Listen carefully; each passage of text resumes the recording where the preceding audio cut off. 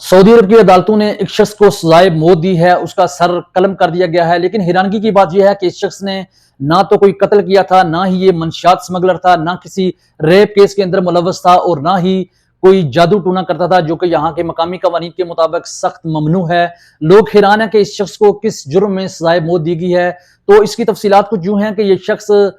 سعودی شہری ہے، اس کا نام سلطان الشمری ہے۔ یہ چوریاں اور ڈکیٹیاں بڑے پیمانے پہ کرتا تھا، اور یہ چوریاں اور ڈکیٹیاں کوئی انفرادی طور پہ نہیں کرتا تھا، اکیلا نہیں کرتا تھا، بلکہ اس نے مختلف گینگ بنا رکھے تھے، مختلف علاقوں میں، مختلف شہروں میں، مختلف دیہاتوں میں جو ہے یہ بڑے پیمانے پہ چوریاں اور ڈکیٹیاں کرتے تھے۔ جب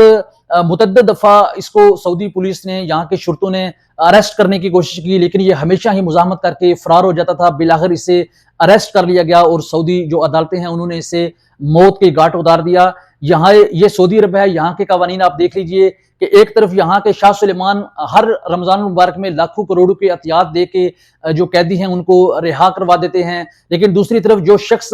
ملک کے لیے، ملک کے امن کے لیے خطرے کا باعث بنے، ملک کو، گورنمنٹ کو چیلنج کرنا شروع کر دے، پھر اسے ختم کر دیا جاتا ہے، ہاں اس کا جرم چھوٹا ہو یا بڑا ہو۔ یہی واقعہ اس شخص کے ساتھ، سلطان الشمری کے ساتھ ہوا کہ اسے چوری اور ڈکیٹی کے واقعات، جو کہ ایک